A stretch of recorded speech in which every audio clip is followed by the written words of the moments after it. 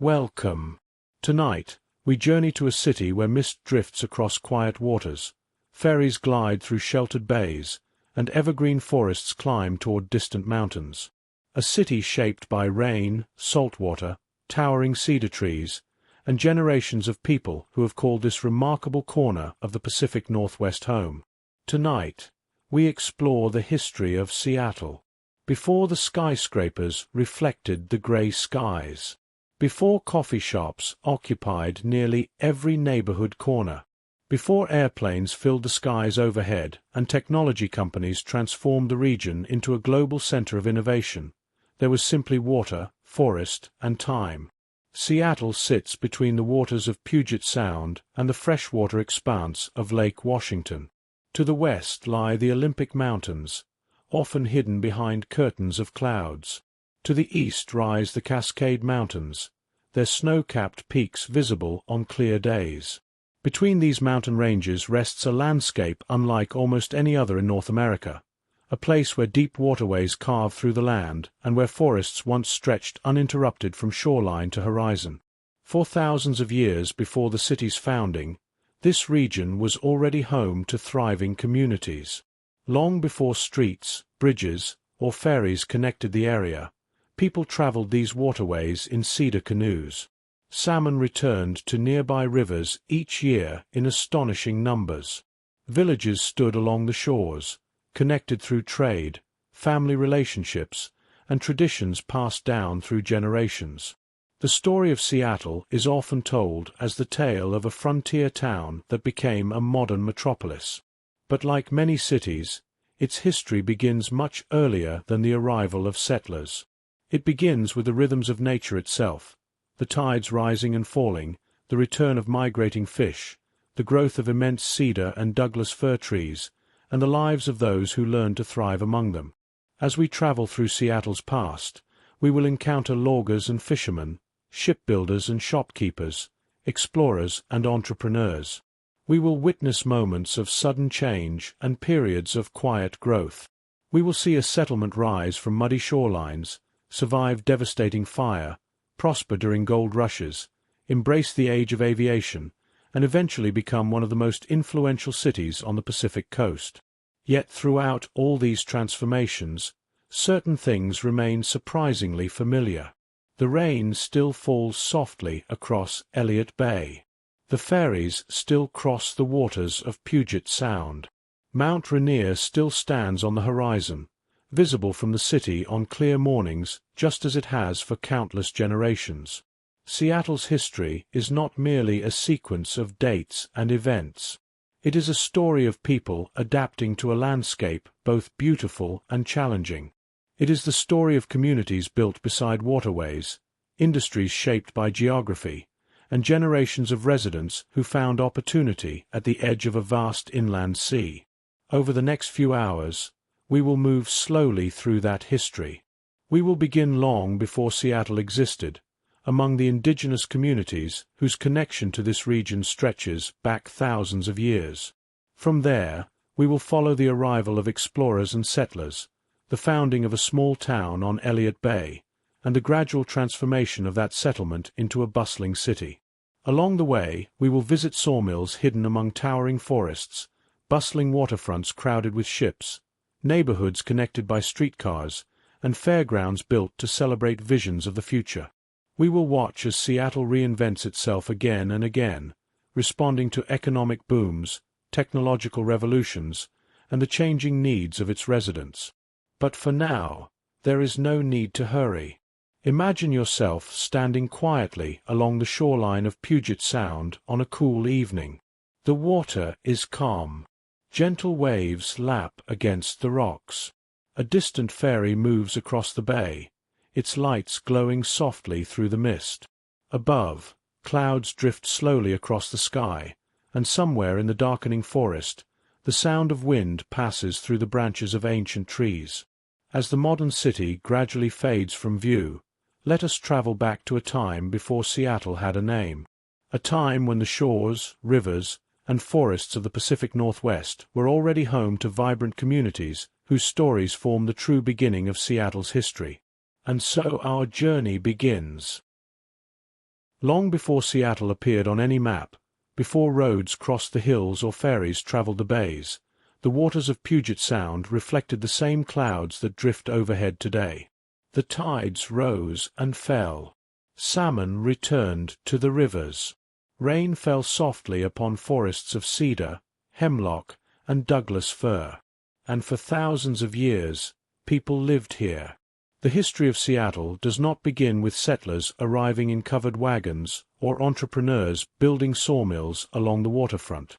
It begins much earlier, in a landscape already rich with culture, tradition, and community. The region surrounding modern Seattle was home to indigenous peoples collectively known as the Coast Salish. Rather than a single tribe, the Coast Salish were a network of related communities spread throughout what is now western Washington and parts of British Columbia. Among these communities were the Duwamish people, whose traditional lands included much of present-day Seattle and the surrounding waterways. To understand life here before Seattle existed, it helps to imagine a world without streets, skyscrapers, or neighborhoods.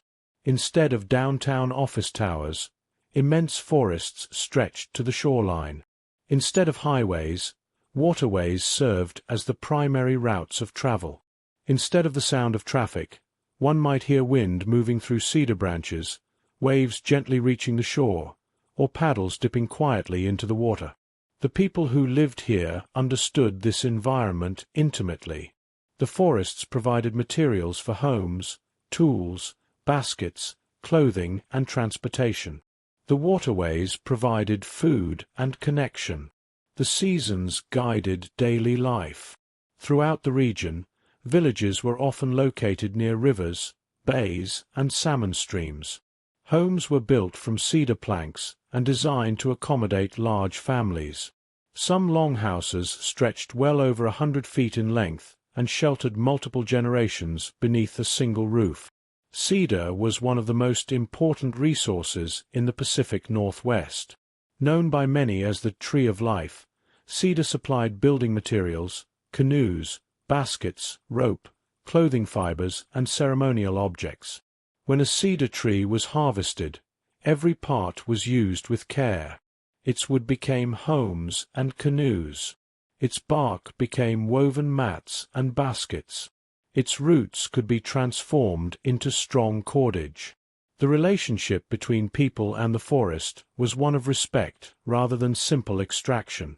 The surrounding environment offered abundance unlike almost anywhere else in North America. Perhaps most important were the salmon. Every year, millions of salmon returned from the Pacific Ocean to the rivers and streams where they had been born.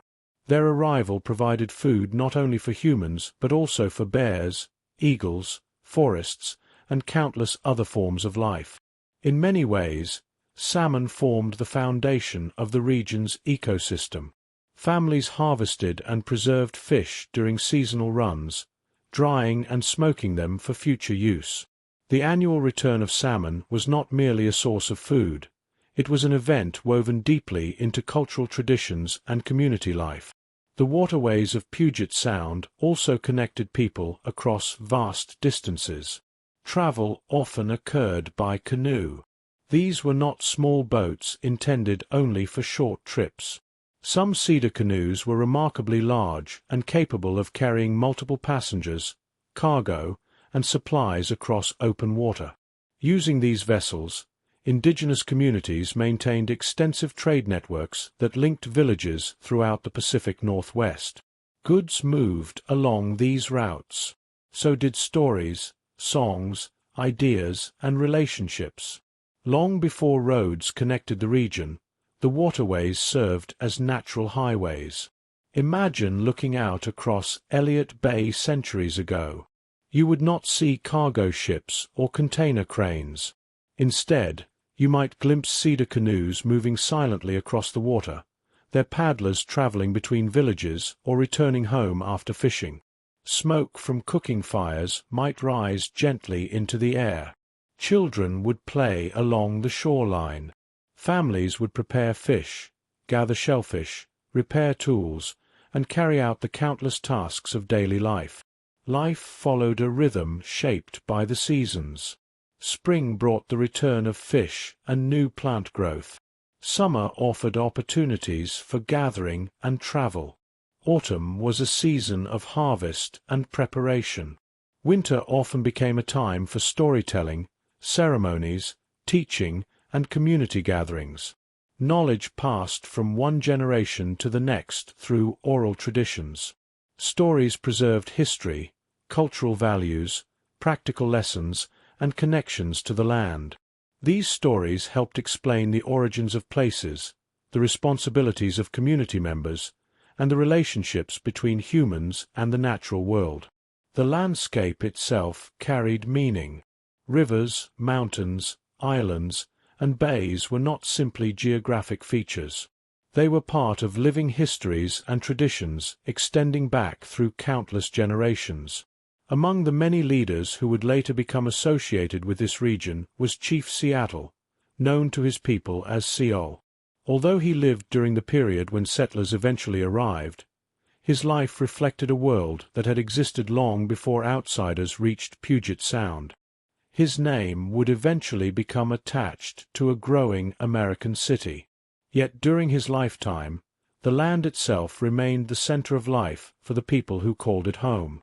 As the centuries passed, the communities of Puget Sound continued to thrive. Trade networks expanded. Families grew. Villages adapted to changing conditions. The forests remained vast and seemingly endless.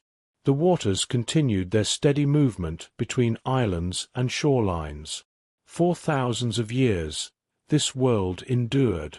Then, beginning in the late 18th century, unfamiliar sails appeared on the horizon. Ships carrying explorers from distant nations entered the waters of the Pacific Northwest. These visitors brought maps, new technologies, and entirely different ideas about land and ownership. At first, they were only occasional visitors, but their arrival marked the beginning of profound changes that would reshape the region forever. The forests still stood. The salmon still returned. The tides still rose and fell. Yet a new chapter in the history of Puget Sound was about to begin, and with it came the first encounters between two very different worlds. For thousands of years, the waters of Puget Sound had belonged to the people who knew them best. The sheltered bays, winding channels, and forested shorelines were familiar places. Generations of indigenous communities had traveled these waters, harvested their resources, and passed down knowledge of the landscape through stories and experience. Then, in the late 18th century, unfamiliar vessels began appearing along the Pacific coast. Unlike cedar canoes carved from local trees, these ships arrived from distant continents. Their sails towered above the water. Their crews spoke foreign languages. Their maps contained large blank spaces where much of the Pacific Northwest remained unknown to Europeans. For the people living along the shores of Puget Sound, these arrivals marked the beginning of a new era. The story begins thousands of miles away in Europe, where powerful nations competed to explore and claim distant territories. During the late 1700s, Spain, Britain, Russia, and other empires sought new trade routes, natural resources, and strategic advantages. The Pacific Northwest became one small part of this global competition. At the time, much of the coastline remained largely unmapped by European explorers. Mariners knew that a vast coastline existed between Spanish California and Russian settlements in Alaska, but many details remained uncertain. Rumors persisted of hidden waterways and possible passages that might connect the Pacific Ocean to the Atlantic. Explorers set out to investigate. Spanish expeditions were among the first European voyages to reach the waters of the Pacific Northwest. Seeking to strengthen Spain's claims to the region, naval officers sailed northward along the coast, documenting harbors and shorelines. The journeys were long and often difficult. Dense fog could hide land for days. Storms swept in from the Pacific Ocean. Navigation depended on celestial observations, careful calculations, and considerable patience. The coastline itself was complicated.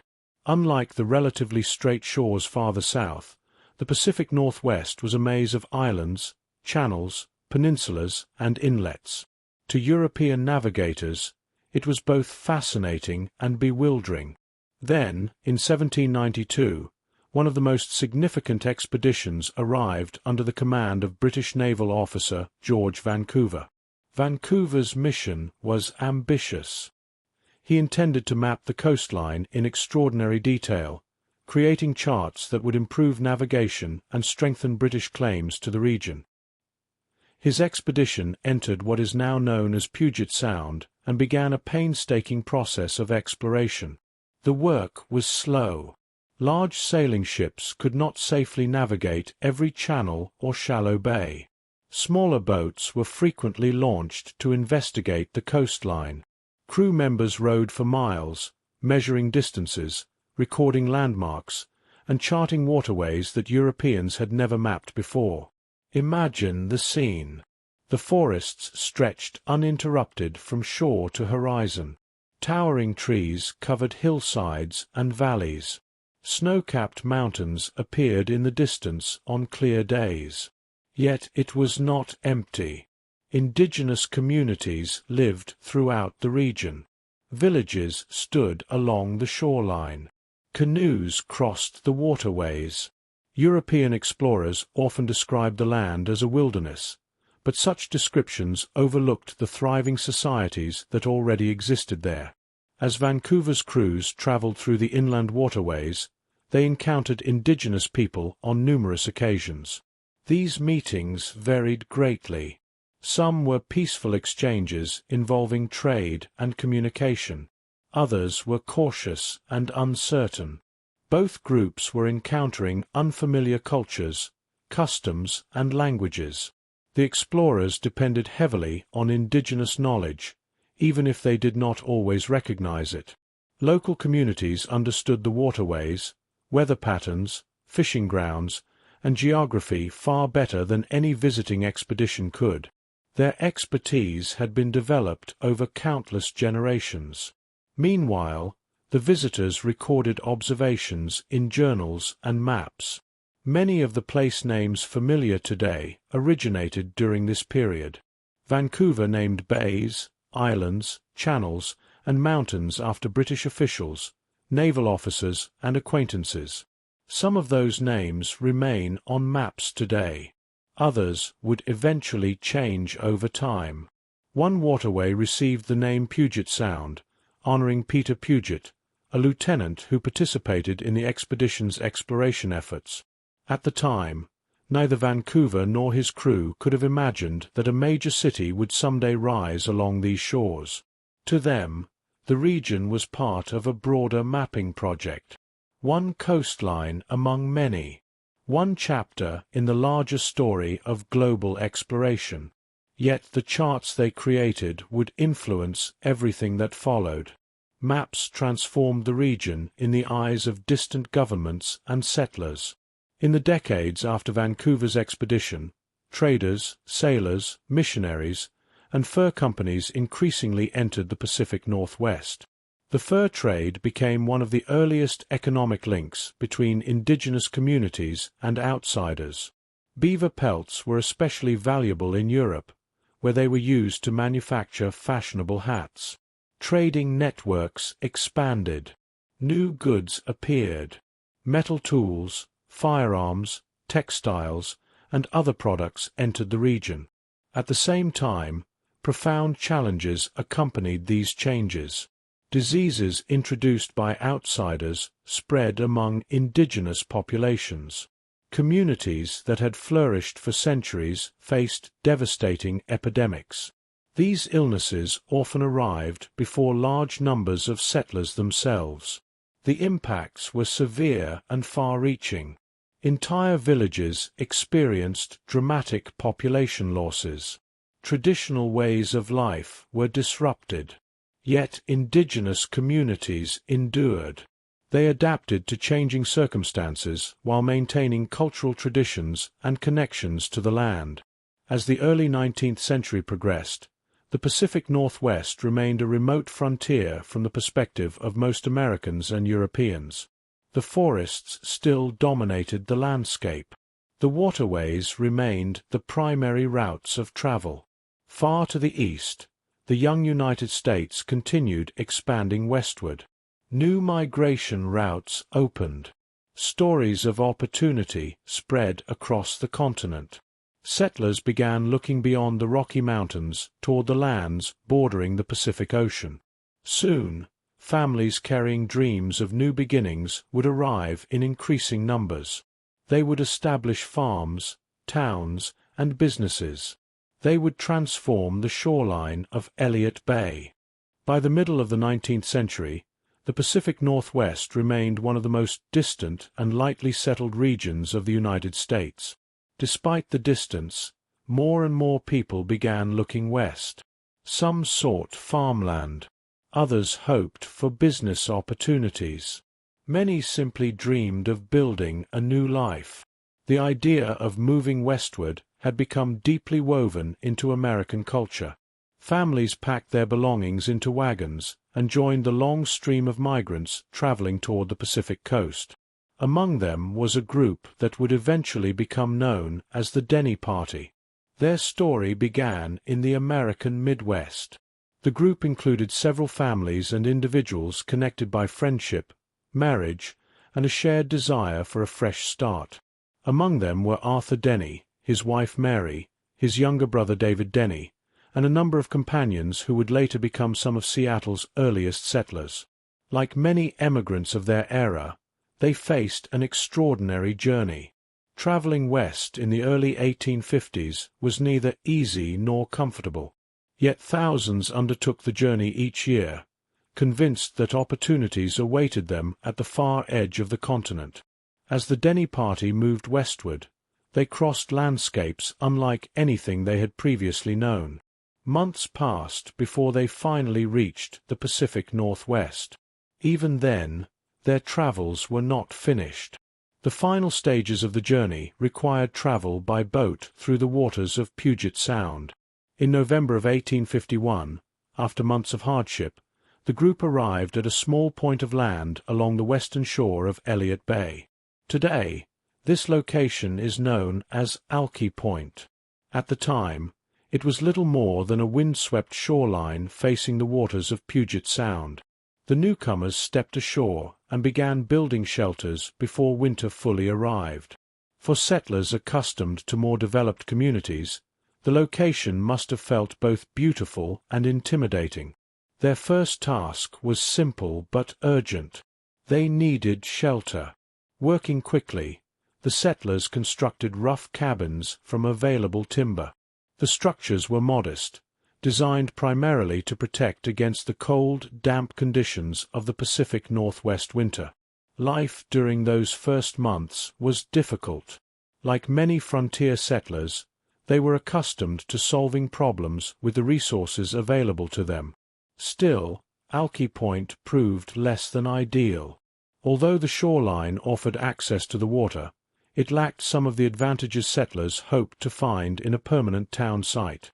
Across Elliott Bay, another location began attracting attention. The eastern shore of the bay offered a deeper harbor, greater protection from storms, and better opportunities for future development. As the settlers explored the area, they recognized its potential. The shoreline where modern downtown Seattle now stands was heavily forested. Towering trees covered the hillsides.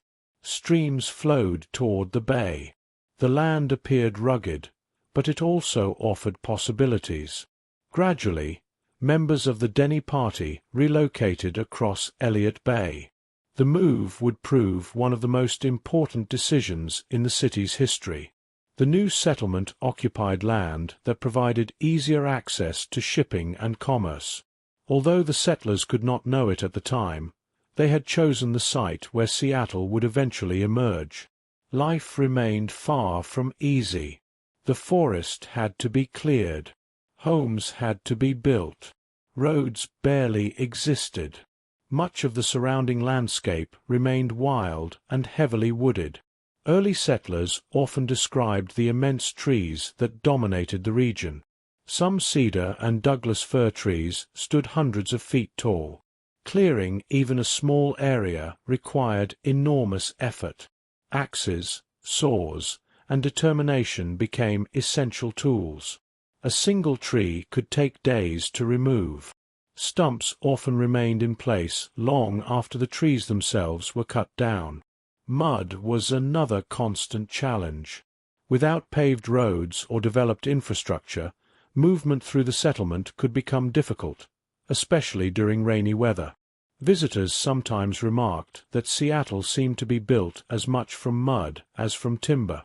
Yet the location possessed one enormous advantage: its harbor.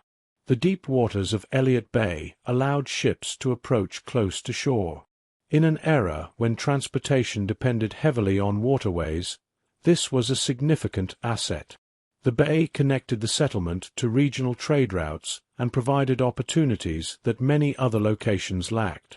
As the community slowly grew, interactions continued between settlers and the indigenous peoples who had lived in the region for generations. Relations were complex and varied. Trade occurred frequently. Knowledge was exchanged. Indigenous communities often possessed critical information about local geography, weather, fishing, and travel routes. Without that knowledge, many early settlers would have faced even greater challenges. Among the indigenous leaders who became known to the newcomers was Chief Seol, often rendered in English as Seattle. He was a respected leader among the Duwamish and Suquamish peoples, and would play an important role in the region's early history. In later years, his name would become permanently associated with the growing settlement. For now, however, the community remained very small. There were no skyscrapers, no busy streets, no ferries crossing the bay every few minutes. Only a handful of cabins stood among towering trees. Smoke rose from chimneys. Rain tapped softly against wooden roofs. The sounds of axes echoed through the forest. At night, darkness settled over Elliott Bay, interrupted only by firelight and the occasional lantern. Yet even in these humble beginnings, the foundations of a city were being laid. The settlers had chosen a harbor with extraordinary potential. They had access to vast timber resources. Trade routes connected them to the wider world. Most importantly, they had established a permanent foothold along the eastern shore of Elliott Bay. The settlement was still little more than a frontier outpost. But change was already underway. In the years ahead, more settlers would arrive. Businesses would open. Wharves would extend into the bay. The tiny community would acquire a name, and with that name would come the first steps toward becoming one of the Pacific Northwest's most important cities. For now, though, Seattle remained only an idea taking shape among the trees. A few cabins, a muddy shoreline, a deep harbor, and the hopes of a small group of settlers who believed they had found a place worth building. In the early years of settlement on Elliott Bay, the community that would become Seattle was still taking shape. There were no official boundaries, no formal city government, no clear identity beyond a small collection of cabins, trails, and developing businesses along a forested shoreline. And yet, even in these uncertain beginnings, one question naturally emerged. What should this place be called?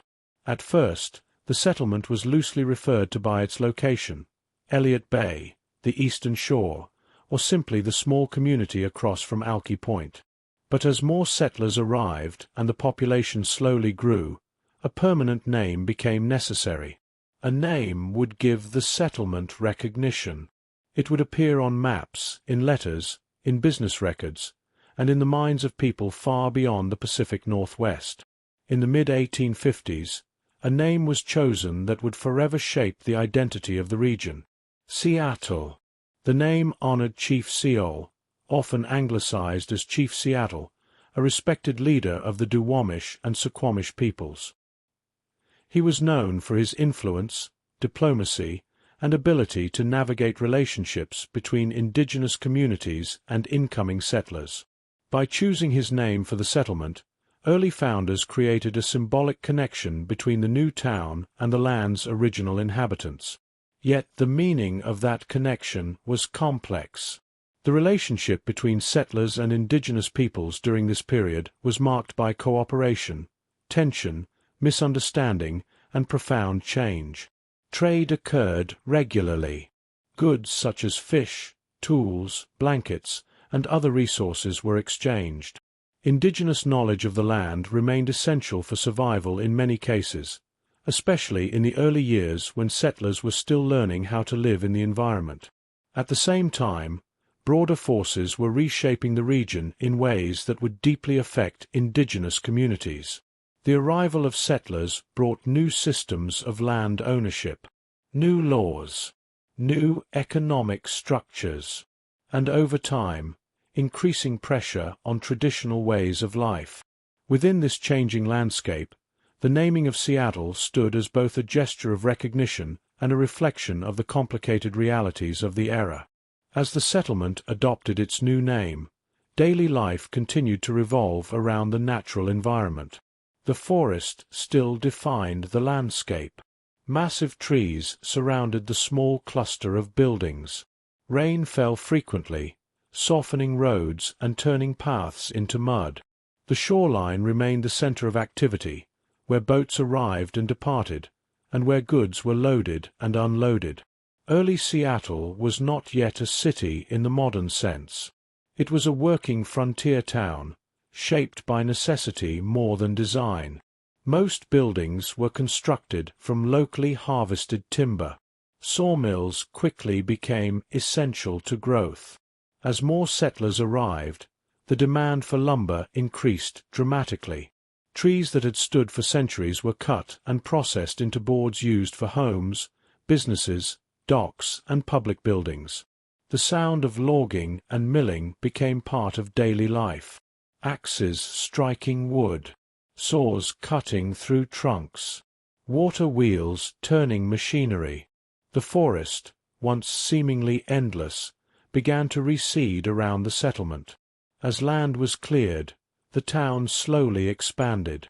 Streets were laid out in simple grids, though they were often little more than dirt paths between buildings. Travel could be difficult, especially during wet seasons when the ground became soft and uneven. Residents learned to navigate the terrain carefully, often wearing boots suited for mud rather than paved roads. Despite these challenges, the settlement continued to grow. Its location proved increasingly valuable. Seattle's harbor provided deep water access close to shore, allowing ships to dock and load cargo with relative ease. This made it an attractive location for trade, particularly in timber and other natural resources. As more vessels began arriving at Elliott Bay, the settlement became more connected to regional and international markets. Merchants opened small shops. Warehouses were built near the waterfront. New arrivals brought skills, labor, and ambition. Over time, Seattle began to develop a sense of permanence. Still, life in the town remained closely tied to the natural rhythms of the Pacific Northwest. Rain remained a constant presence. Fog often rolled in from the water. The surrounding forests shaped both the economy and the atmosphere of daily life. And beyond the immediate settlement, the land still felt vast and largely undeveloped. During this period, Chief Seattle remained an important figure in the region. He was known for his leadership and for his efforts to maintain relationships between indigenous communities and settlers during a time of increasing change. His perspective reflected both the continuity of indigenous life in the region and the growing impact of settlement. While the town that bore his name was expanding, the world he had been born into was also undergoing transformation. The choice to name the settlement Seattle would later become one of the most enduring aspects of its identity. It linked the modern city to the deeper history of the land. Yet it also served as a reminder that this history extended far beyond the arrival of settlers and the establishment of a town. As the 1850s progressed, Seattle slowly transitioned from a small frontier settlement into a more organized community. New arrivals continued to come, drawn by opportunity and the promise of land and work. Businesses became more established. Community structures began to form, and the outlines of a future city started to emerge.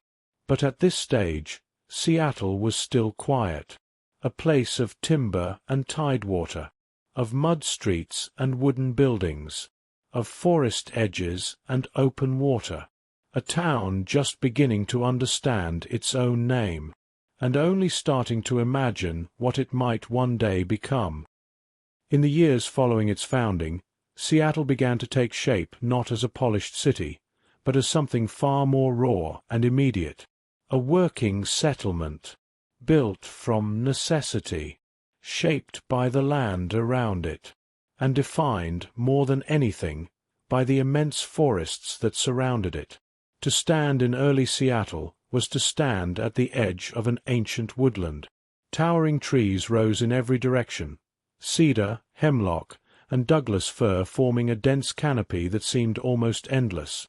Some of these trees were centuries old, having grown long before any human settlement in the region took form. And yet, for the small community on Elliott Bay, these forests were not just scenery. They were opportunity. As more settlers arrived, the need for building materials grew quickly. Homes had to be constructed. Businesses needed framing. Docks and wharves had to be extended into the water. Everything required wood, and the forests provided it in abundance. It did not take long for lumber to become the foundation of Seattle's early economy. Small sawmills began appearing along the shoreline, positioned near both forest access and deep water. Logs could be cut from the surrounding woods, transported to mills, and then shipped out across Puget Sound or beyond.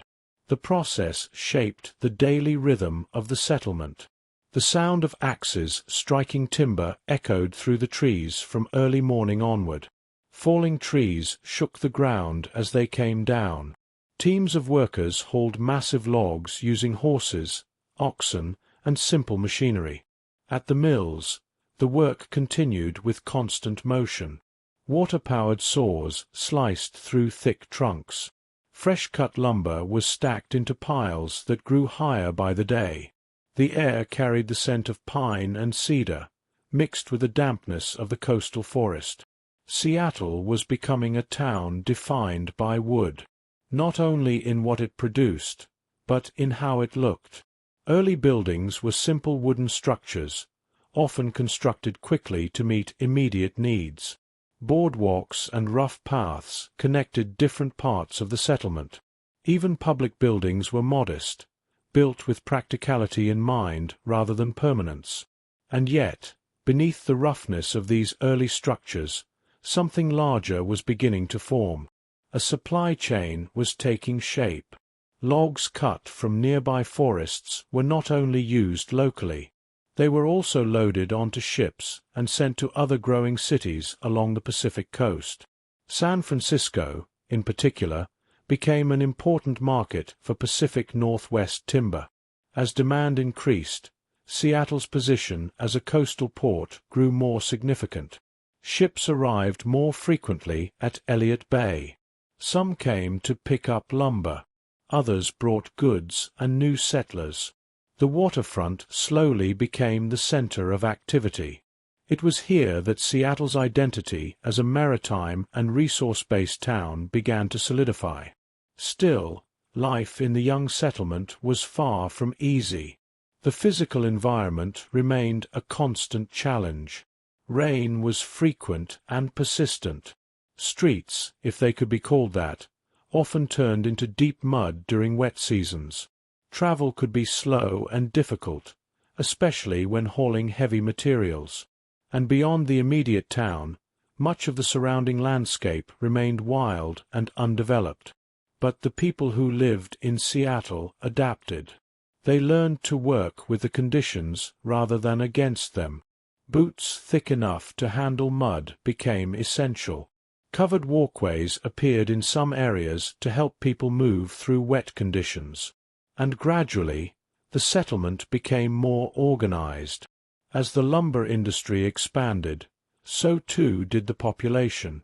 Workers arrived seeking employment in the mills, forests, and docks. Merchants came to serve the growing community. Families followed, hoping to build stable lives in a place that was still forming its identity. With each arrival, Seattle became slightly larger, slightly more complex. New buildings appeared along the waterfront. Small shops opened near busy work areas. Simple homes spread outward from the original settlement zone. And yet, despite this growth, Seattle still felt like a frontier town, a place where nature and settlement existed side by side in close proximity. It was not uncommon for residents to see towering trees just beyond their homes, untouched forests standing within walking distance of busy work sites. Wildlife remained present in the edges of daily life, and the sound of the forest was never far away. Amid all this activity, the sawmills remained the heart of the local economy. They transformed raw timber into usable materials that could be sold, traded, and shipped. In many ways, they turned the surrounding wilderness into the foundation of a growing town. Without lumber, Seattle would not have been able to expand. Without mills, it would not have been able to connect to regional markets. And without the forests, there would have been no reason for the settlement to exist in the first place. As the 1850s and 1860s progressed, Seattle's role within the region slowly strengthened. It was no longer just a small cluster of cabins on Elliott Bay. It was becoming a working port town, a place where ships arrived regularly, where goods were processed and distributed, where people came not only to settle, but to work. Still, despite this momentum, the town remained small by later standards. Life moved at a quieter pace than it would in the decades to come. Evening often brought stillness over the waterfront. Smoke rose gently from chimneys. The sound of water lapping against docks mixed with distant calls from workers finishing their day. And beyond the edge of the settlement, the forest stood unchanged, watching the gradual transformation of its shoreline. Seattle was growing, but it was still young, still wooden, still closely tied to the land and water that surrounded it. And in that balance between wilderness and settlement, the early character of the city began to emerge. By the late 1880s, Seattle had grown far beyond its earliest days as a small frontier settlement. The sawmills still operated along the waterfront. Ships still arrived and departed from Elliott Bay, and the forests still surrounded the city in dense green walls. But now there were streets, businesses, hotels, warehouses, a growing downtown district made of closely packed wooden buildings that reflected both the ambition and the vulnerability of the young city. Seattle was no longer just a collection of cabins and mills. It was becoming a true urban center, and like many rapidly growing wooden cities of the 19th century, it remained highly vulnerable to fire. On a quiet evening in June of 1889, that vulnerability became reality. The fire began in a small woodworking shop on the waterfront. A pot of glue had been left heating on a stove. When it boiled over, flames ignited nearby materials. At first, it seemed manageable, but conditions were dry, and most of the surrounding buildings were constructed of wood.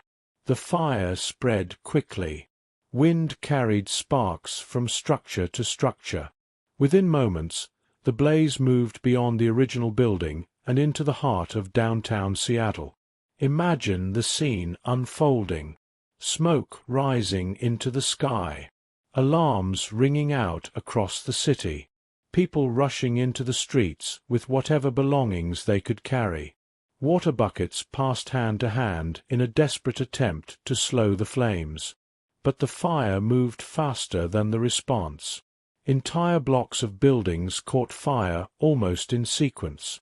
Wooden sidewalks, storefronts, warehouses, and hotels all became fuel for the advancing blaze. Even the streets themselves, filled with wooden structures and flammable debris, contributed to the fire's spread. As the fire grew, Seattle's downtown became a shifting landscape of collapsing buildings and thick smoke. Heat intensified until it became unbearable in many areas. Windows shattered, roofs collapsed inward, and the sound of crackling timber filled the air. Firefighters worked tirelessly, but they were overwhelmed by the scale of the disaster. At that time, Seattle's firefighting infrastructure was still developing. Water pressure was limited. Equipment was basic compared to modern standards, and the speed of the fire left little time for coordinated response. As the evening progressed, the fire moved through the central business district and toward nearby areas. Yet, in the midst of destruction, one factor would eventually help save the broader city: the geography of Seattle itself. In some areas, natural barriers such as open ground and less densely built zones slowed the fire's advance. And as night fell, conditions began to change. Winds shifted. Moist coastal air moved inland. And gradually, the fire began to lose momentum. By the time it was finally extinguished, much of downtown Seattle lay in ruins. Dozens of blocks had been destroyed. Businesses were gone. Homes had been reduced to ash and rubble. The economic heart of the young city had effectively been erased in a single night. And yet, what followed the fire would define Seattle just as much as the disaster itself. In the immediate aftermath, there was shock and uncertainty. Many residents faced the loss of property, livelihoods, and familiar spaces. But almost immediately, another response emerged: rebuilding. Rather than abandoning the damaged city center, Seattle's residents chose to reconstruct it. And this time, they made different choices. One of the most important decisions was to rebuild using more fire-resistant materials. Brick and stone began replacing wood in many of the new structures. Buildings were designed with greater attention to safety and durability. Gradually, a more permanent version of downtown Seattle began to emerge from the ashes. There was also a practical decision made about the city's geography. Because much of the original downtown had been built at low elevation near tidal areas, rebuilding efforts included raising street levels in certain parts of the city. New foundations were constructed, and in some places, entire streets were elevated above the original ground level. The old wooden sidewalks and ground floors of earlier buildings were gradually buried beneath new construction. Over time, this created a hidden layer of the city, an underground remnant of early Seattle that would later become known as Underground Seattle. But in the years immediately following the fire, the focus was not on what lay beneath. It was on what could be built above. Construction activity intensified across the city center. Carpenters, masons, and laborers worked continuously to restore commerce and infrastructure. New businesses opened in temporary structures even before permanent buildings were completed. Trade resumed along the waterfront. Ships returned to the harbor. And slowly, economic life resumed its rhythm. The fire, devastating as it was, also created an unexpected opportunity. Because so much of the old city had been destroyed, there was space to redesign parts of downtown with greater intention. Streets were widened in some areas. Building codes improved. Infrastructure was gradually modernized. Seattle began to transition from a frontier-style settlement into a more organized urban environment. In the years that followed, the city's growth did not slow. If anything, it accelerated. The rebuilding period attracted investment and new residents. Seattle's reputation as a resilient and expanding port city continued to grow. And as the new downtown rose from the ashes of the old, it carried with it the memory of what had been lost. The Great Fire of 1889 remained a defining moment in Seattle's history. A moment of destruction, yes, but also a turning point.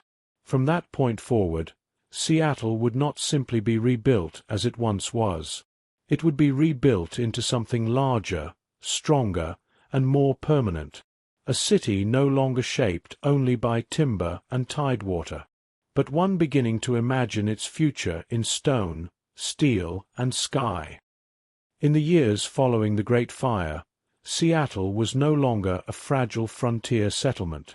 It was rebuilding quickly, growing steadily, and beginning to think of itself not just as a regional town, but as a city with a future tied to the wider world. That future arrived suddenly, and it came in the form of gold. In 1896, news reached the United States of a major gold discovery in the Klondike region of the Yukon, far to the north in Canada. At first, the reports were uncertain. Stories of gold strikes had circulated before, but this time something was different. Within a year, the rumors became reality. Large deposits of gold were confirmed along the Klondike River, and almost overnight, a wave of excitement swept across North America. Men left their jobs. Families made difficult decisions. Entire communities turned their attention toward the far north. It was the beginning of what became known as the Klondike Gold Rush. But while the gold was located in the Yukon, the journey to reach it would pass through the Pacific Northwest, and Seattle, almost by accident, found itself at the center of it all. Geographically, Seattle was one of the last major American ports before reaching Alaska and the Canadian frontier. It had deep water access. It had rail connections emerging to the east, and it had just recently rebuilt much of its downtown infrastructure after the fire. This combination made it an ideal staging point. Almost immediately, Seattle's business leaders recognized an opportunity. If thousands of prospectors were going to attempt the dangerous journey north, they would need supplies, food, tools, clothing, mining equipment, ships, and information. Seattle positioned itself as the place where all of these needs could be met. Storefronts along the rebuilt downtown quickly adapted. Hardware shops expanded their inventory. Outfitters began selling mining kits. Hotels filled with travelers preparing for departure. Warehouses along the waterfront stocked massive quantities of goods. The city's economy shifted almost overnight. What had once been a regional timber port became a bustling supply hub for the entire North American gold frontier. Imagine the waterfront during this period. Steamships arriving daily, their decks crowded with hopeful prospectors. Crates being unloaded and stacked along the docks. Workers shouting instructions over the noise of machinery. Streets filled with travelers carrying packs, shovels, and heavy winter gear. The air full of anticipation and urgency. Seattle became a place of transition. A city people passed through on their way to something larger, riskier, and more remote. But many of those travelers never made it beyond Seattle itself. The journey to the Klondike was long, harsh, and dangerous. Prospectors first had to travel north by sea to Alaska, then continue over difficult terrain toward the gold fields. Conditions were extreme. Cold weather, limited supplies, and difficult mountain passes made survival uncertain. Many people underestimated the journey and turned back before reaching their destination. Others never completed it at all. As a result, Seattle became not just a departure point, but also a place where plans were formed, revised, or abandoned. Some prospectors stayed behind and invested in local businesses instead. Others sold supplies rather than using them. And many simply passed through, leaving behind money that fueled Seattle's rapid economic growth. The city benefited enormously from this moment in history. Local merchants saw unprecedented demand. Shipping companies expanded their operations. New rail connections strengthened Seattle's role as a regional hub, and wealth generated during this period helped accelerate the city's post-fire reconstruction. But beyond economics, something more subtle was happening. Seattle was developing an identity. It was no longer just a timber town, or a rebuilt frontier settlement. It was becoming a gateway city, a place defined by movement, by arrival and departure, by opportunity and uncertainty. The Klondike Gold Rush lasted only a few years, but its impact on Seattle was long-lasting. The influx of people and capital helped solidify the city's infrastructure. It encouraged further investment in transportation, shipping, and commerce, and it permanently linked Seattle to Alaska and the broader northern frontier. Even after the rush ended, the patterns it created remained. Seattle continued to serve as a hub for trade with Alaska. Fishing fleets expanded. Shipping routes became more established, and the city's waterfront remained a center of economic activity. But perhaps the most important legacy of the Klondike era was psychological. It proved that Seattle could respond quickly to global events, that it could adapt, and that its location, once seen as remote, could instead become strategically important. From this point forward, Seattle was no longer just growing. It was participating in larger currents of history. Gold had not been found in Seattle, but Seattle had found its place because of gold, and in doing so, it had stepped onto a much larger stage than anyone in its early years could have imagined. As the 20th century began, Seattle was no longer a young frontier town defined only by timber, fire, and sudden opportunity. It was becoming something more structured, more connected, more complex in its daily rhythm. The Klondike Gold Rush had brought waves of activity. The rebuilding after the fire had reshaped downtown. And now, a quieter but equally important transformation was underway. Seattle was expanding outward. In the early 1900s, the city began to grow beyond its original downtown core, spreading into surrounding hills, shorelines, and forests. What had once been a compact settlement along Elliott Bay was slowly becoming a network of neighborhoods. Capitol Hill, Queen Anne, Ballard, Fremont.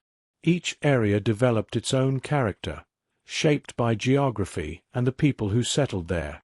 But what made this expansion possible was not just population growth.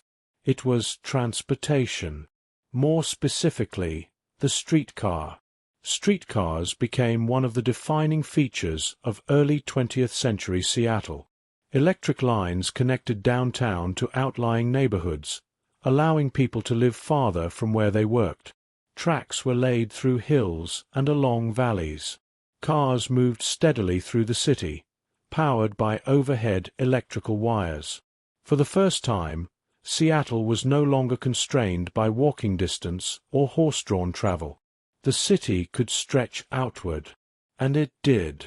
Neighborhoods that were once forested hillsides were gradually subdivided into streets and residential blocks. Developers purchased land along streetcar lines and built housing for the growing population. Entire communities formed around transit routes. A person could now live on Capitol Hill, commute downtown for work, and return home the same day with relative ease. This shift changed daily life in profound ways. It also changed the shape of the city itself. Seattle's geography, steep hills, uneven terrain, and water boundaries, had always made transportation challenging. Streetcars helped bridge those natural obstacles. Tunnels and graded routes were constructed to manage elevation changes. Bridges connected separated areas.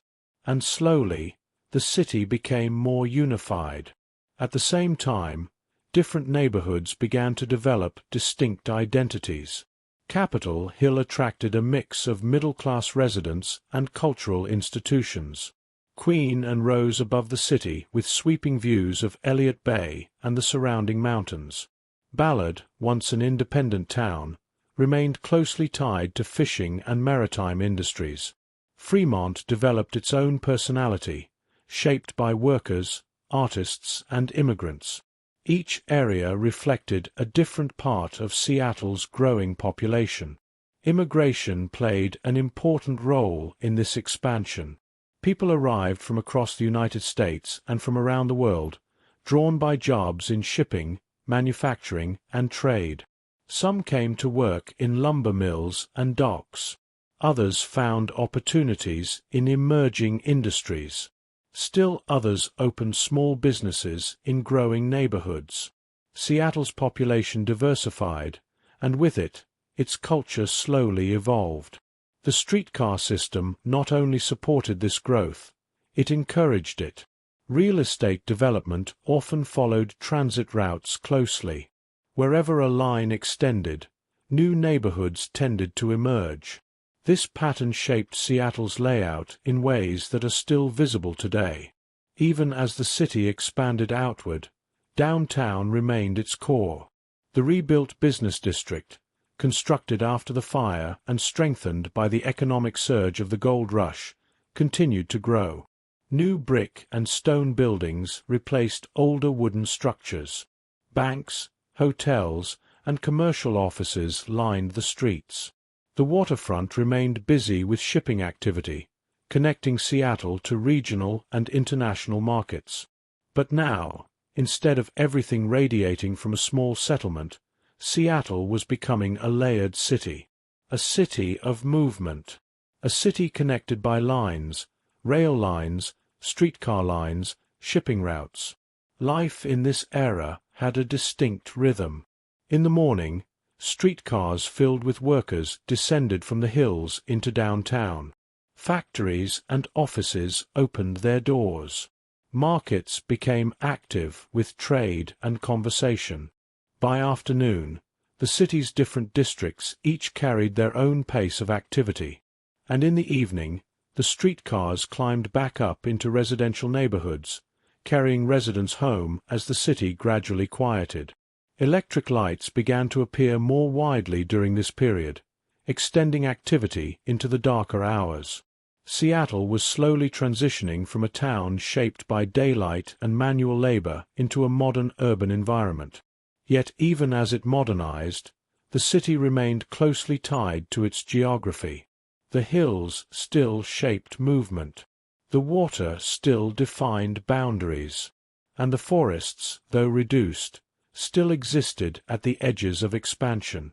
Streetcars eventually began to decline in later decades, replaced by automobiles and buses. But during this period, they were essential.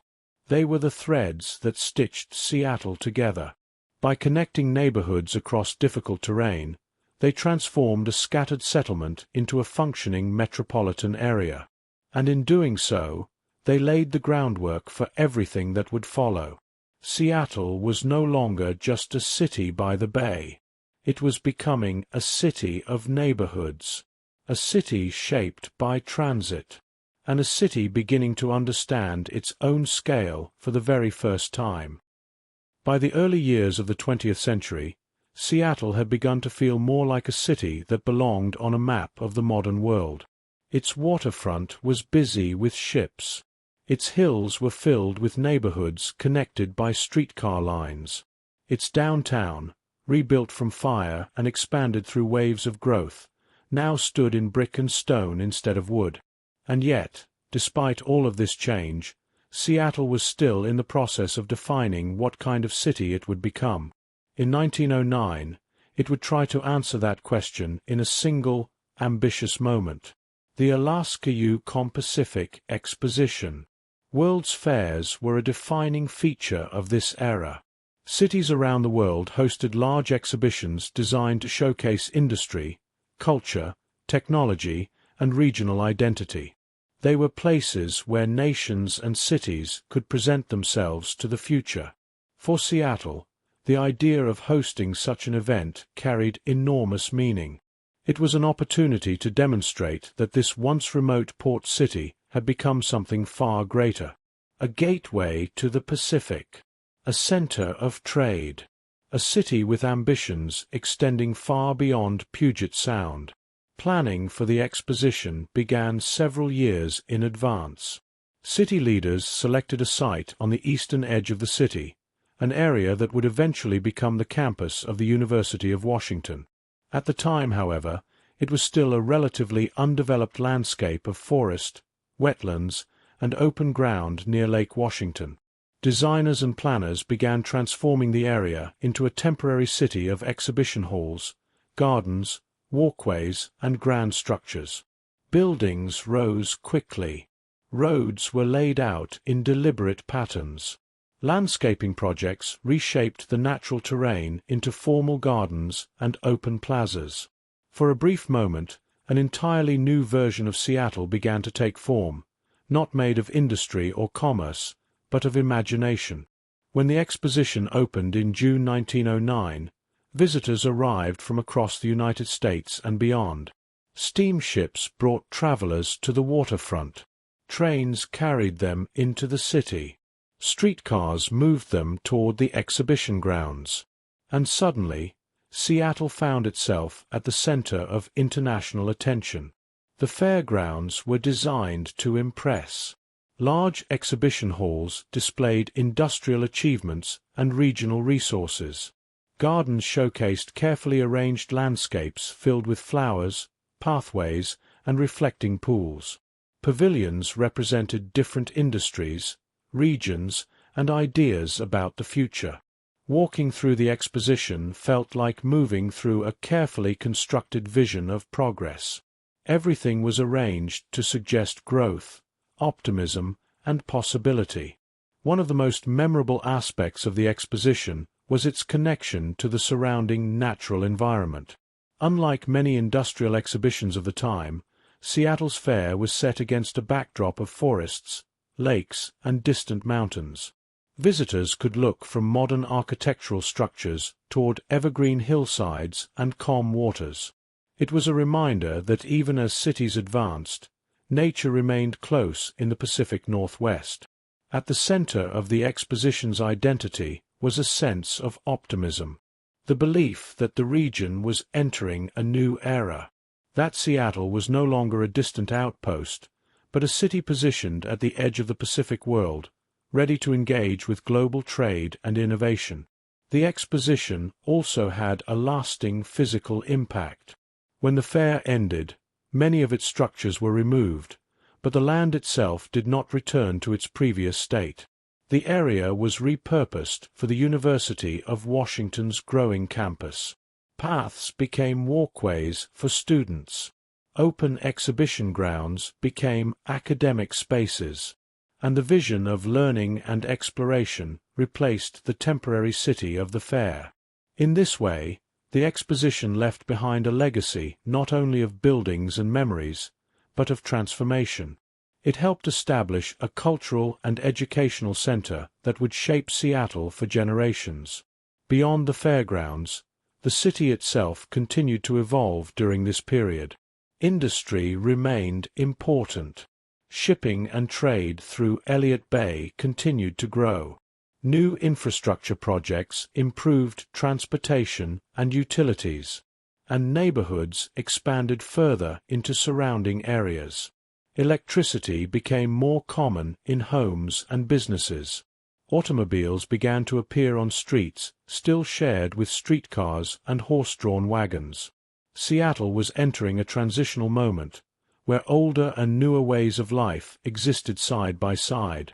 Yet the exposition stood apart as something symbolic, a moment when the city paused to present itself to the world, not as a frontier settlement, not as a rebuilding port, but as a modern city with confidence in its direction. When the fair ended, the temporary city disappeared. Buildings were dismantled. Exhibits were removed. Visitors returned home. And life in Seattle resumed its regular rhythm. Streetcars continued to move through the hills. Ships continued to arrive and depart from the harbor. And rain continued to fall across the city's rooftops and streets. But something had changed. Seattle had seen itself reflected in the eyes of the world, and it had liked what it saw. From that point forward, the city's growth carried a different tone, less uncertain, more intentional. The exposition had not created Seattle's future, but it had given shape to the way that future would be imagined. And in that sense, the fair did not end when the gates closed. It continued quietly in the city that remained, in its university, in its neighborhoods, and in the steady sense that Seattle had stepped fully into a larger world, where its story was no longer just regional, but part of something much wider and still unfolding. By the time Seattle stepped into the 20th century, the city had already been shaped by timber, fire, gold, and rapid expansion.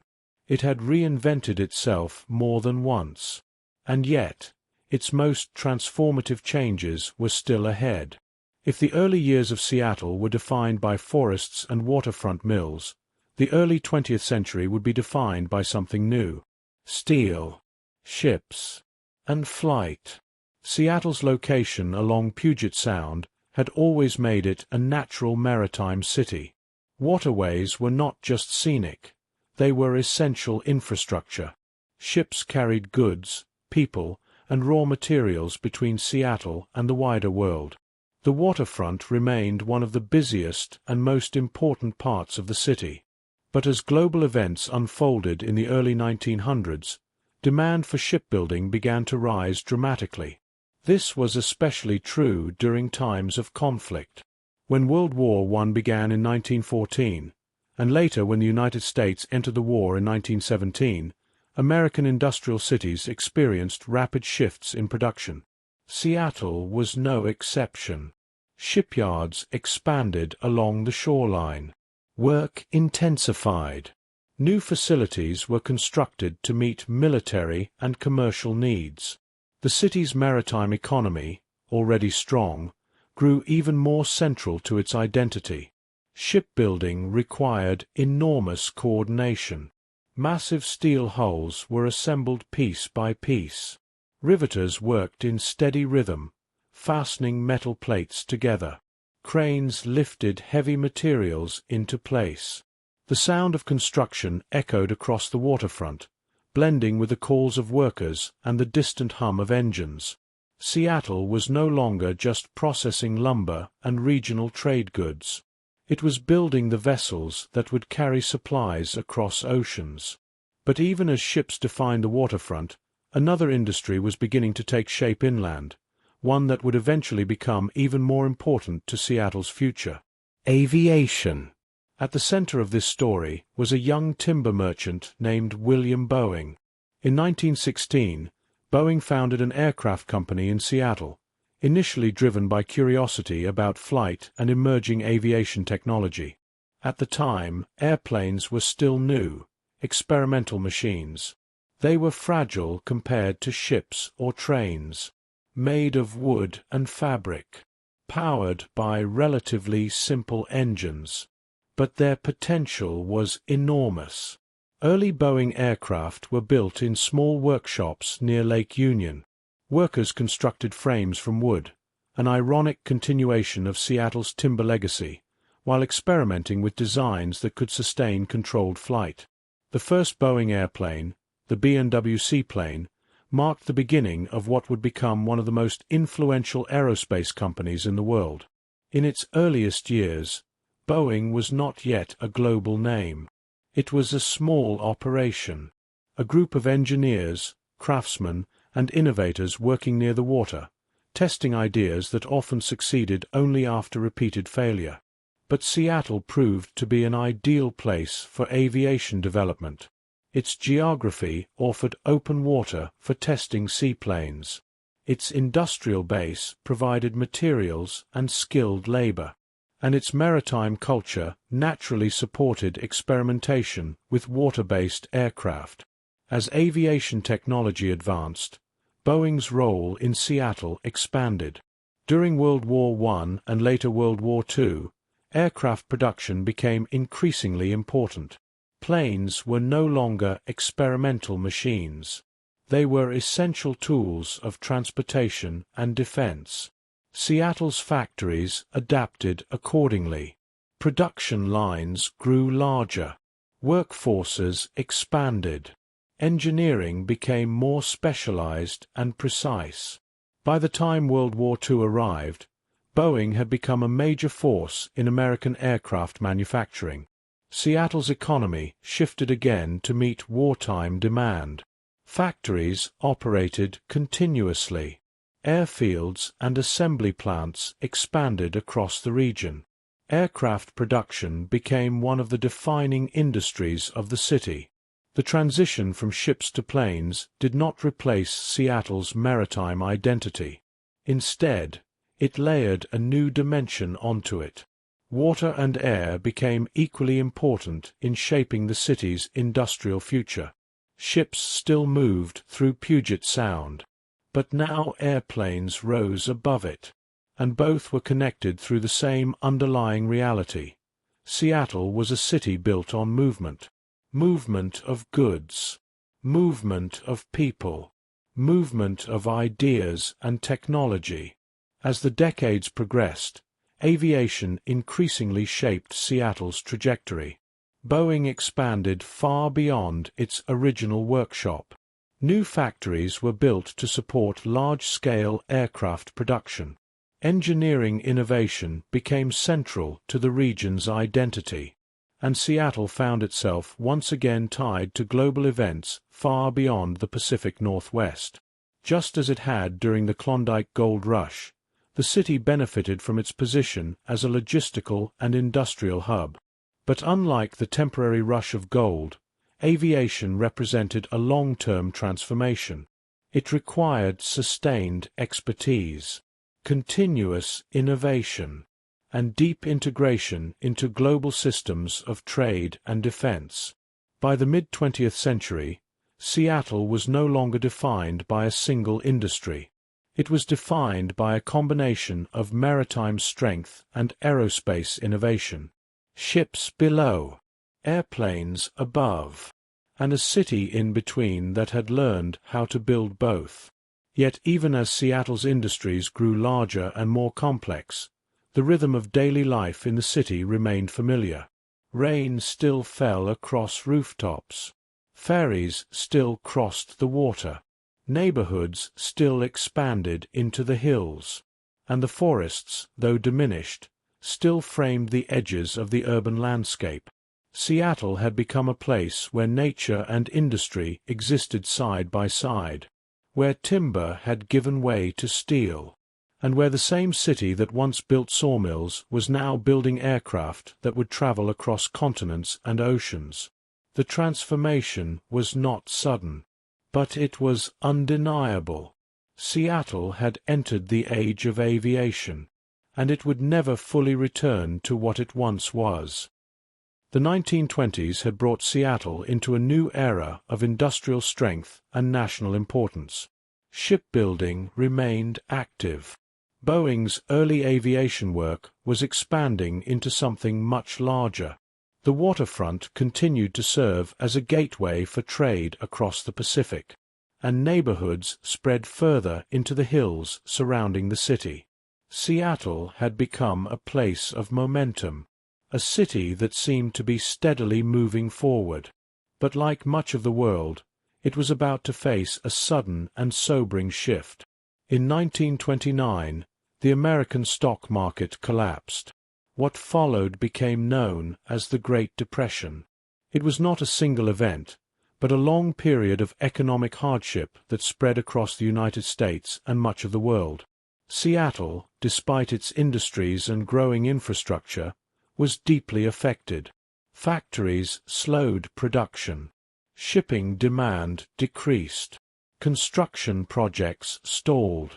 And unemployment rose sharply across the region. For many residents, daily life became uncertain in ways it had not been before.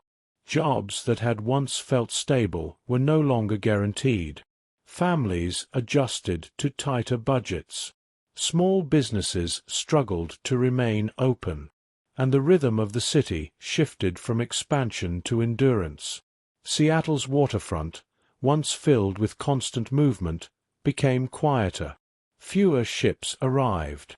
Warehouses operated at reduced capacity. The energy of the Klondike boom and early industrial expansion felt distant, almost like a different time. Yet even in this period of hardship, the city did not stop functioning. It adapted. Public works projects became an important source of employment. Roads, bridges, and civic buildings were constructed or improved as part of national recovery programs. These projects not only provided jobs, but also gradually improved the city's infrastructure. Neighborhood life became more locally focused during this period. Families spent more time within their immediate communities. Small gardens, shared resources, and local businesses became increasingly important. In many parts of Seattle, people relied on close networks of neighbors and relatives to get through difficult times. The city's geography once again played a quiet role in shaping daily life. Hills and distance made travel more difficult for those with limited resources. But local neighborhoods often became self-contained, with schools, shops, and gathering places serving nearby residents. The waterfront still operated, though at a slower pace. Fishing and shipping industries continued, but with reduced demand compared to earlier decades. For some families, maritime work remained a crucial source of income. For others, it became increasingly difficult to find steady employment in any sector.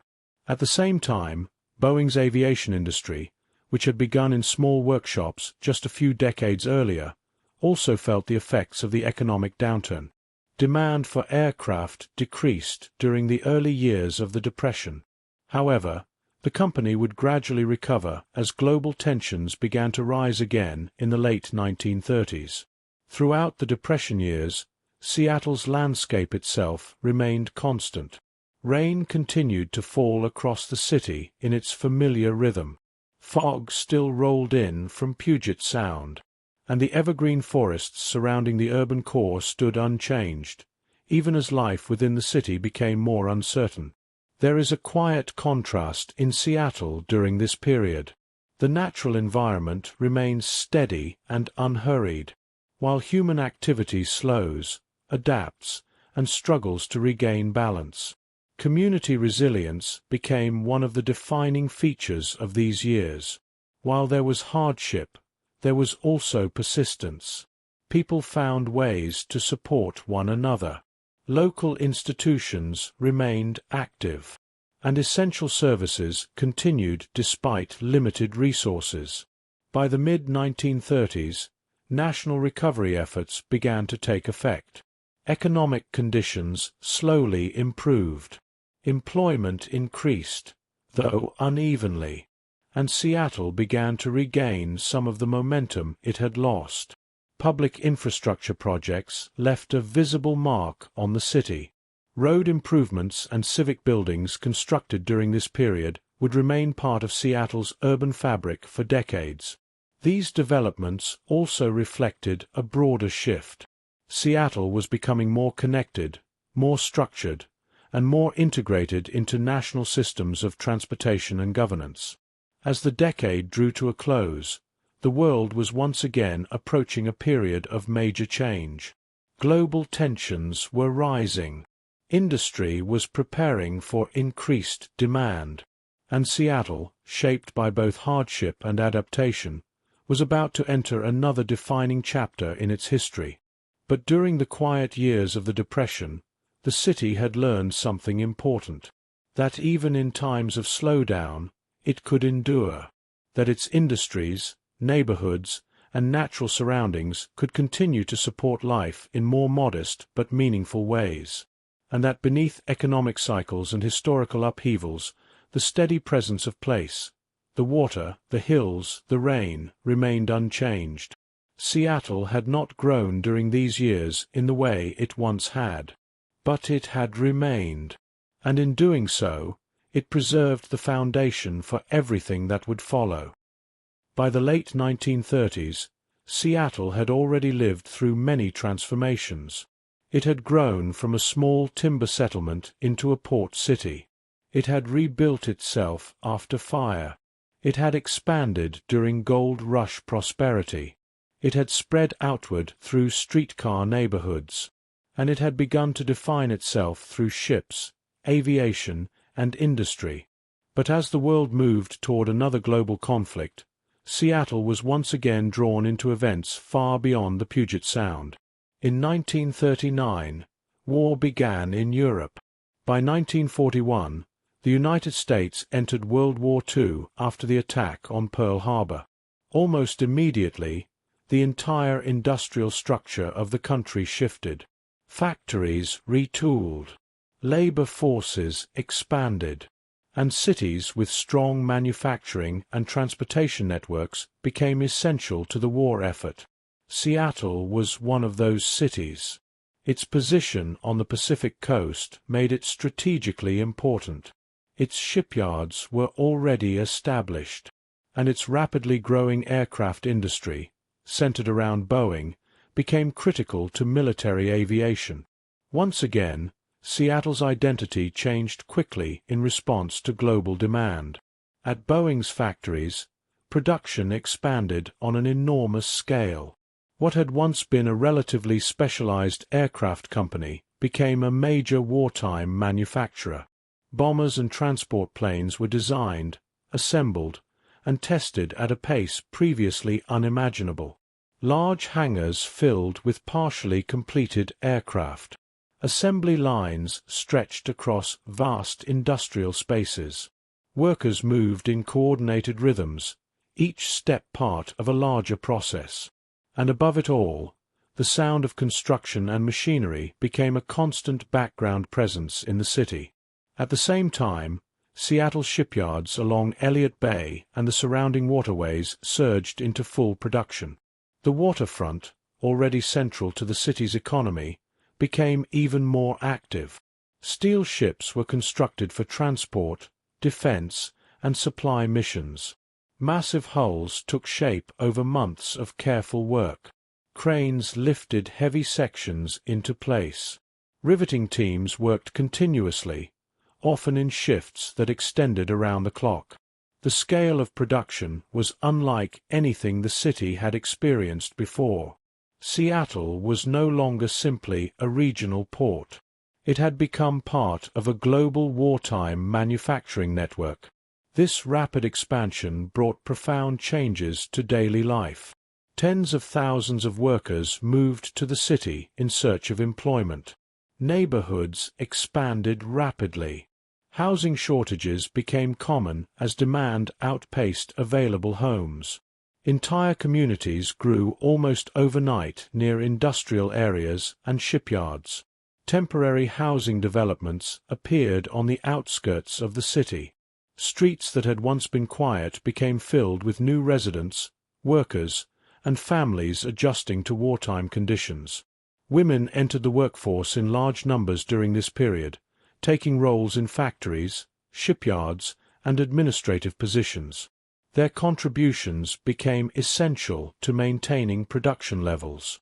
Work that had previously been considered outside their traditional roles became a central part of the city's industrial effort. Seattle's social fabric shifted alongside its economy. The rhythm of daily life was shaped by shifts, schedules, and production demands. Transportation systems carried workers between neighborhoods and industrial zones. Downtown remained active, but much of the city's energy was directed toward wartime production.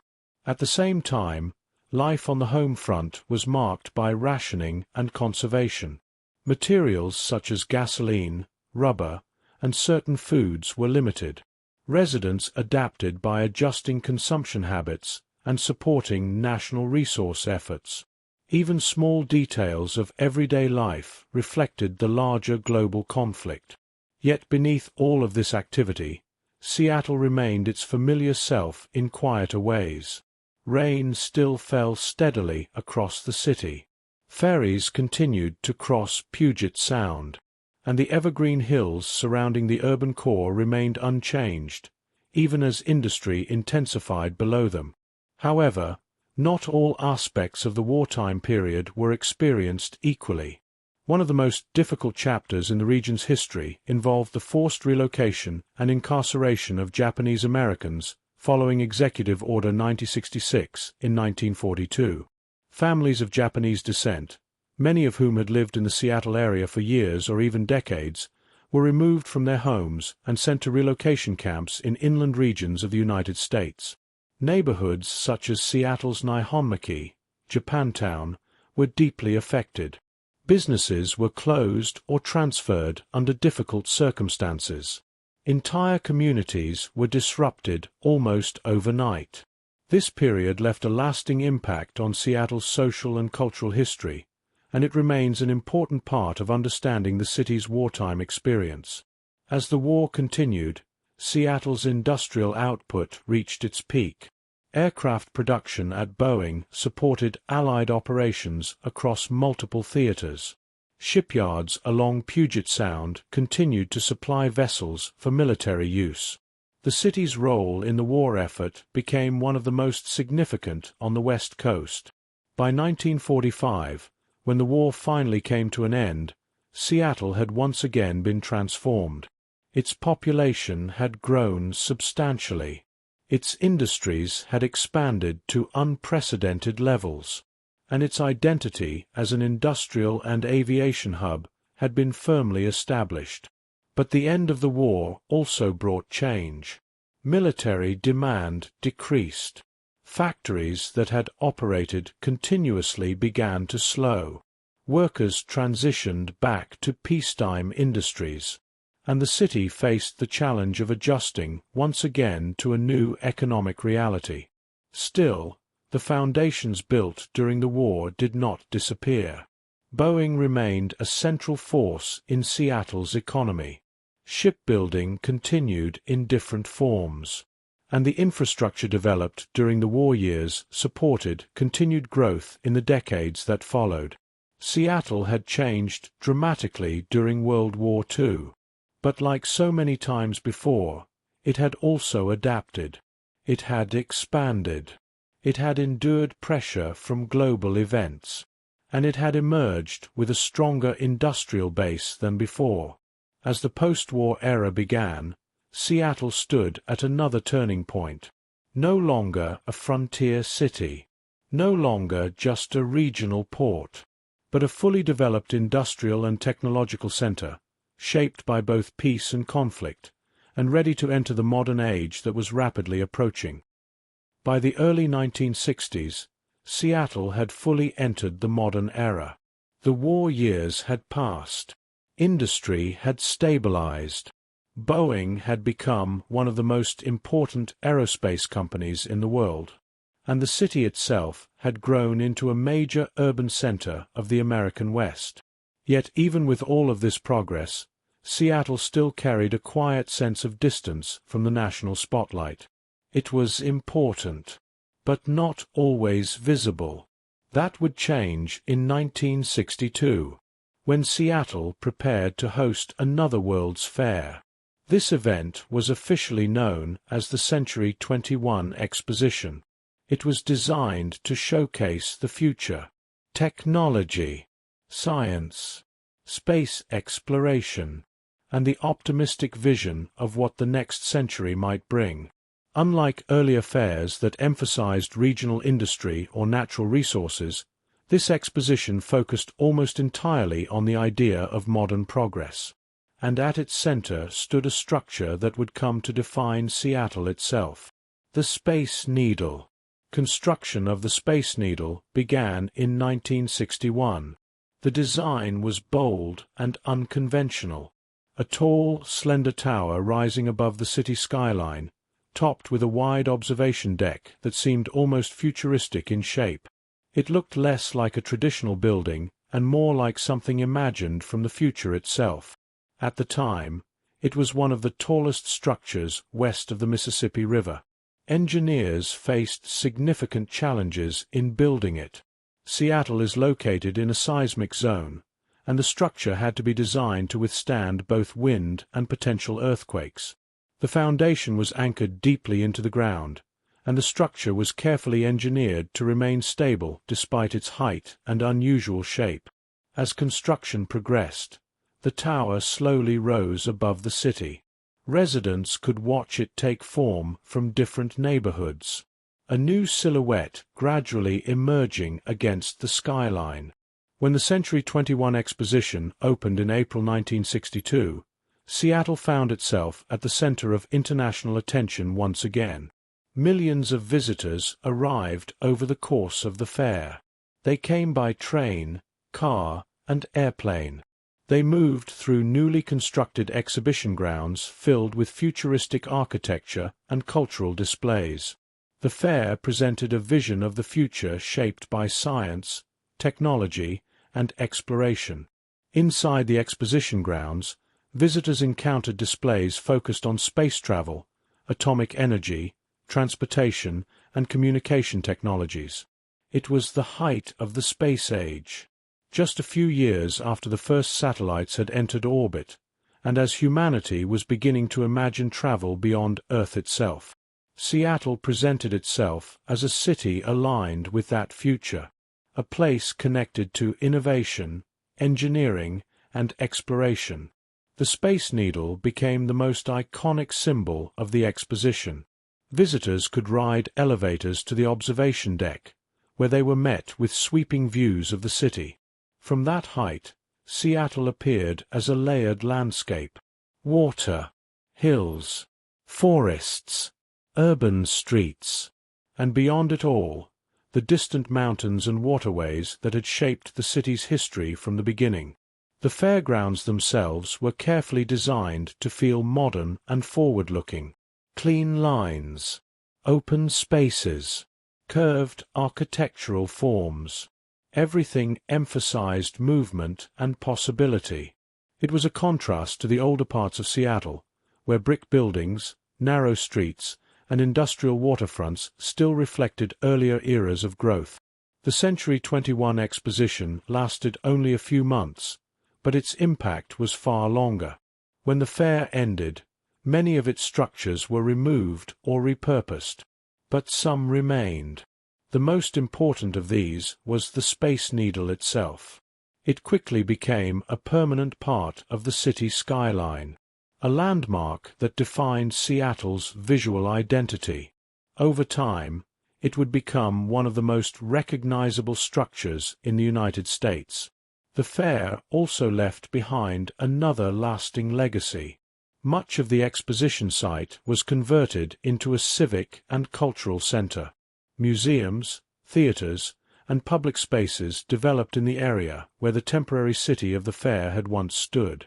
Seattle Center became a permanent institution, continuing the fair's emphasis on culture, science, and community gathering. Beyond the physical structures, the exposition also changed how Seattle saw itself. For a brief moment, the city had been presented to the world not as a remote port or industrial hub, but as a place of imagination and future possibility. That image stayed with it. In the years that followed, Seattle continued to grow. Boeing expanded further into global aerospace. The city's population increased steadily. New highways and infrastructure projects reshaped transportation, and neighborhoods continued to spread into surrounding areas. But the Space Needle remained a constant reminder of that moment in 1962. a moment when Seattle looked forward, rather than backward, when it imagined itself not only as a working city, but as a symbol of progress. The skyline would continue to change over time, but the Space Needle held its place above it all, a quiet presence overlooking the city, a structure built for a World's Fair, and a lasting marker of Seattle's entry into the modern imagination. By the early 1970s, Seattle had settled into a new identity. The Space Needle still stood above the skyline, a reminder of the optimism of the 1962 World's Fair. Boeing still anchored the region's economy, with aircraft production shaping employment and industry across the city. The waterfront still connected Seattle to Alaska and the Pacific trade routes, and the neighborhoods that had expanded through streetcar lines and post-war growth now formed a wide, interconnected metropolitan area. On the surface, Seattle looked stable, modern, established. But beneath that surface, the city was entering a difficult period of uncertainty. The aerospace industry, which had driven so much of Seattle's growth, began to slow dramatically in the late 1960s and early 1970s. Boeing experienced major cancellations of aircraft orders, including large commercial and military contracts. Projects were delayed or abandoned. Production lines were reduced, and the impact on the region was immediate. Seattle's economy had become deeply tied to a single dominant industry, and when that industry contracted, the effects spread quickly. Unemployment rose sharply. Thousands of workers lost jobs. Entire neighborhoods that had grown around Boeing employment felt the pressure of sudden economic change. The phrase, "last person leaving Seattle, turn out the lights," appeared during this era, capturing the widespread sense of decline. It reflected not just economic hardship, but a broader anxiety about the city's future. For a moment, it seemed possible that Seattle's rapid post-war expansion might reverse, that the city could plateau or even shrink in influence. Construction slowed, population growth stagnated, and national attention shifted elsewhere. Yet even during this period of uncertainty, Seattle did not collapse. Instead, it began to adjust. One of the most important changes was economic diversification. As reliance on aerospace became risky, new industries slowly began to emerge or expand. Technology firms started to take root in the region. Retail and consumer businesses grew. Trade and logistics continued to evolve around the city's port infrastructure. Seattle was not yet the technology hub it would later become, but the seeds of that transformation were already present. At the same time, a growing environmental consciousness began to shape the city's identity in new ways. The Pacific Northwest's natural landscape, its forests, waterways, and mountains, became increasingly central to public life and policy. Residents pushed back against unchecked development in some areas. Efforts to preserve green spaces and maintain environmental quality gained momentum. This period marked the beginning of a stronger regional emphasis on balancing growth with livability. Neighborhoods also played a larger role in shaping Seattle's character during this time. As large-scale industrial expansion slowed, local communities became more important centers of daily life. Cultural activity grew in smaller venues. Local businesses gained prominence. Arts, music, and independent institutions began to define parts of the city's identity in new ways. Seattle was becoming less defined by a single industrial engine and more defined by a collection of overlapping communities and emerging sectors. Still, the economic uncertainty of the 1970s left a lasting mark. It challenged assumptions about perpetual growth. It forced the city to reconsider its dependence on aerospace, and it created a period of introspection about what kind of future Seattle wanted to build. Yet even in this quieter, more uncertain era, the underlying strengths of the city remained. Its geographic position on the Pacific Rim still mattered. Its port still connected it to global trade. Its natural surroundings still attracted residents who valued the landscape. And its industrial base, though shaken, had not disappeared. By the end of the decade, Seattle was no longer in freefall. It was stabilizing, slowly rebuilding confidence, and quietly preparing for another transformation. Because even as Boeing recovered and diversified, another shift was beginning to take shape, one that would eventually redefine Seattle once again. It would not come from the sky or the sea, but from a different kind of network entirely. A network built not of ships or aircraft, but of computers, code, and global connectivity. Seattle, once uncertain about its future, was about to enter the early stages of a technological reinvention that would reshape its identity all over again. And this time, the change would arrive more gradually, but far more permanently. By the late 1970s, Seattle had already endured more than one reinvention. It had been a timber town, a shipping hub, an aerospace powerhouse, and a city that had come close to stagnation before slowly stabilizing again. But as the 1980s approached, something new began to take shape in the quiet spaces between its established industries. It did not announce itself with the noise of shipyards or the scale of aircraft factories. Instead, it began in offices, garages, and small clusters of engineers working with a new kind of tool: the computer. At first, these changes were easy to overlook. Seattle still belonged, in many ways, to Boeing and the legacy of aerospace engineering. But the world of technology was shifting rapidly, and Seattle, with its technical workforce and culture of engineering, was quietly positioned to be part of it. One of the earliest and most influential companies to emerge from this shift was Microsoft. Founded in 1975 by Bill Gates and Paul Allen, Microsoft began with a simple idea: software for personal computers. At the time, computers were still large, specialized machines. But the vision behind Microsoft was different. Computing would eventually move into homes, schools, and offices everywhere. Seattle, and the surrounding region, provided fertile ground for this kind of thinking. Engineering talent was already present due to Boeing. A culture of technical problem-solving already existed, and the Pacific Northwest's relative distance from older industrial centers gave it room to develop something new.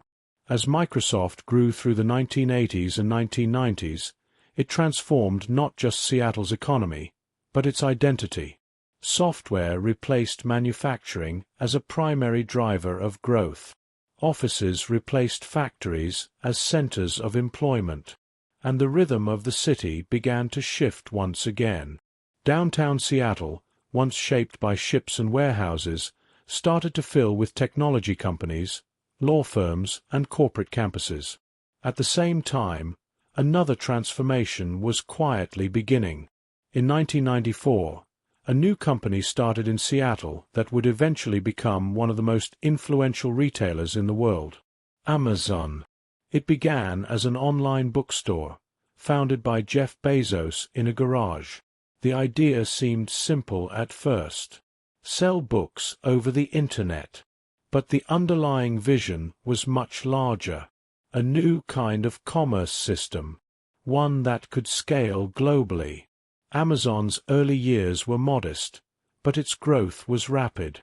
As the Internet expanded in the late 1990s and early 2000s, Amazon expanded with it.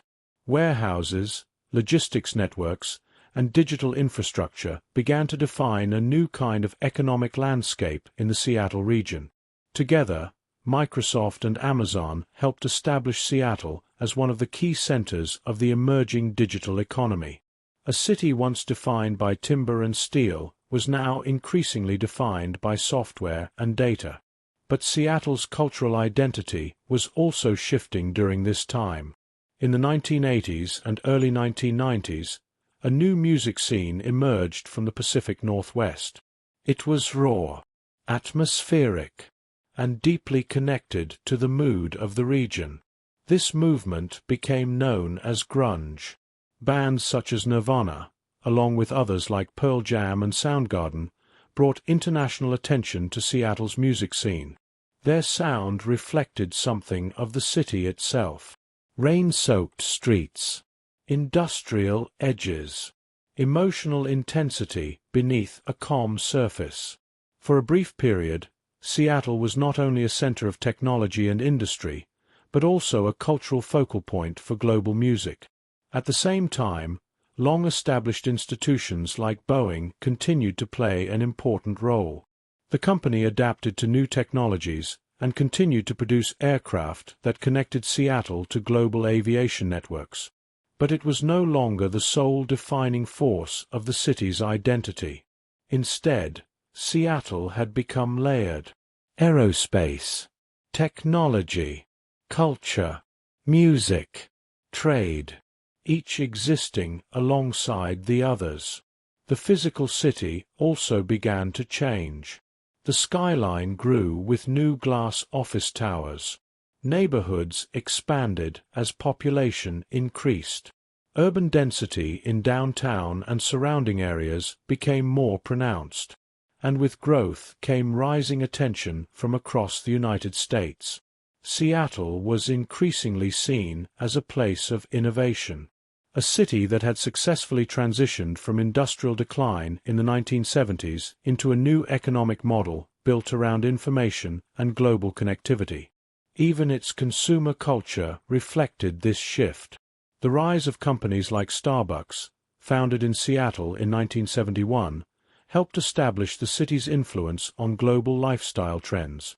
Coffee shops became informal workspaces, meeting places, and quiet centers of urban life.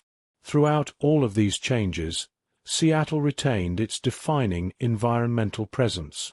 Rain remained constant. The sound continued to shape geography and movement.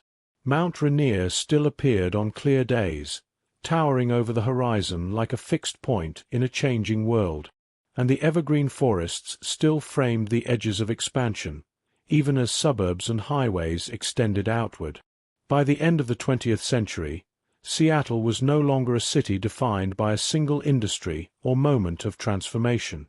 It was a convergence point, where aerospace engineering met digital technology, where music met global culture, where natural landscape met urban expansion, and where a city that had once feared stagnation had instead become one of the most dynamic urban regions in North America. The story of Seattle was no longer about survival or reinvention alone. It was about sustained evolution. And as the 21st century approached, the city stood ready for yet another chapter, one shaped not just by companies or industries, but by its place in a globally connected world that was still accelerating forward. By the early 21st century, Seattle had fully emerged as a global city, not a frontier town, not an industrial outpost, but a dense, interconnected urban center shaped by technology, trade, and constant reinvention. The foundations for this version of Seattle had been laid over more than a century. Timber had built its first economy. Fire had forced its rebuilding. Gold had turned it into a gateway. Ships and airplanes had connected it to the world. And computers had redefined its future. Now, all of those eras existed at once in the same place. In the early 2000s and 2010s, Seattle experienced another period of rapid growth. This time, the driving force was the technology sector. Companies that had begun as small software or online ventures in earlier decades had expanded into global platforms. Microsoft remained a major anchor in the region, continuing to shape software development, cloud computing, and enterprise technology worldwide. Amazon expanded from online retail into logistics, cloud infrastructure, entertainment, and artificial intelligence, becoming one of the most influential corporations of the modern digital economy. Together, these companies transformed not only Seattle's economy, but its physical landscape.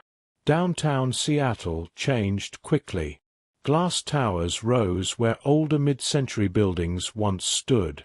Neighborhoods close to the urban core became denser, with new apartment buildings replacing older low-rise structures. Tech campuses expanded outward, connecting the city to suburban corridors like Bellevue and Redmond. The population grew rapidly, bringing new residents from across the United States and around the world. This influx of workers reshaped daily life. Traffic increased. Housing demand surged, and long-established neighborhoods experienced significant change. At street level, Seattle became a city of contrasts. Historic brick buildings stood beside modern steel and glass offices. Older waterfront structures existed alongside new developments designed for global companies. Even the skyline itself reflected this layering of time. The Space Needle, once a symbol of the future, now stood as a landmark of a past vision of tomorrow, surrounded by taller and more recent towers. Yet despite rapid urbanization, Seattle remained closely tied to its geography. Rain continued to define its atmosphere. The Puget Sound still shaped transportation and trade. Ferries still crossed between the city and surrounding islands, and Mount Rainier, when visible, still anchored the horizon with its quiet presence. Culturally, Seattle also expanded its global influence. The city became known for innovation, design, music history, and outdoor lifestyle culture. Coffee culture, which had been globally popularized in earlier decades, remained deeply associated with Seattle's identity, reinforced by companies like Starbucks and countless independent cafes. At the same time, the region continued to evolve culturally beyond its earlier stereotypes. New communities brought diverse languages, traditions, and perspectives. Seattle became more internationally connected, reflecting broader patterns of global migration and digital communication. But rapid growth also brought challenges. Housing affordability became a major issue. Long-time residents in some neighborhoods faced rising costs. Infrastructure strained under increased population density. Traffic congestion and urban planning debates became part of daily civic conversation. The city that had once struggled with stagnation in the 1970s was now grappling with the pressures of success. At the same time, Seattle continued to invest in transportation and infrastructure improvements. Light rail systems were developed to connect neighborhoods and suburbs more efficiently. Urban planning increasingly focused on density, transit access, and environmental sustainability. These efforts reflected a broader shift in how the city understood itself. Seattle was no longer just growing outward. It was growing upward and inward, trying to balance expansion with livability. Meanwhile, the technology sector continued to evolve at a global scale. Cloud computing, artificial intelligence, e-commerce, and digital services became central to both companies and daily life. Seattle found itself at the center of many of these changes, even as technology itself became increasingly decentralized and global. The city's economy became more diversified, but technology remained its defining anchor. Even industries that were not directly tech-related were influenced by it. Logistics systems, retail operations, transportation networks, media production, all increasingly relied on digital infrastructure developed or managed by Seattle-based firms. Yet despite all of this transformation, some aspects of the city remained constant. The weather still arrived in soft, steady patterns. Neighborhoods still retained distinct identities shaped by geography and history. And the water, always present, continued to define how the city moved and expanded. Seattle's story in the modern era is not one of a single transformation, but of continuous layering. Each period of its history remains visible beneath the next. Timber still echoes in its early architecture. Fire still shaped its downtown design. Gold still defined its role as a gateway. Ships and aircraft still influence its industrial backbone. And now, digital networks define its global presence. Seattle has become a city built on accumulation, not erasure, each era adding to what came before it. And in that sense, the city remains what it has always been, a place shaped by movement, by change, and by the steady rhythm of rain over a landscape that never stops evolving. Seattle's story is not a straight line. It is not a simple rise from wilderness to modern city, nor a single moment of discovery or invention that defines everything that came after. Instead, it is a layering of eras, each one leaving its mark on the land, the economy, and the people who called it home. To understand Seattle is to understand how many different versions of the city still exist at once. In the beginning, there was the forest, a dense, ancient landscape of cedar, fir, and hemlock that shaped everything that followed. The first settlers arrived not into an empty place, but into one already fully formed by nature. They built at Alki Point and then moved across Elliott Bay, choosing a harbor that would define the city's future.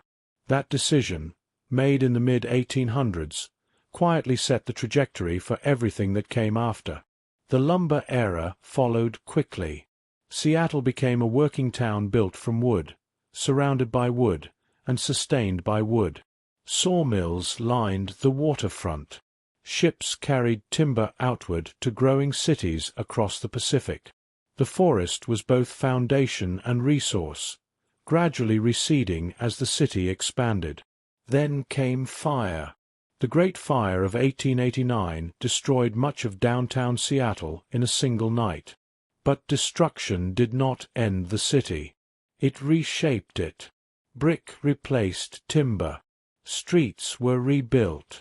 And in the space of loss, a more permanent city began to emerge. From there, Seattle stepped into a wider world. The Klondike Gold Rush turned it into a gateway city almost overnight. Not because gold was found here, but because everything needed to reach the gold passed through here.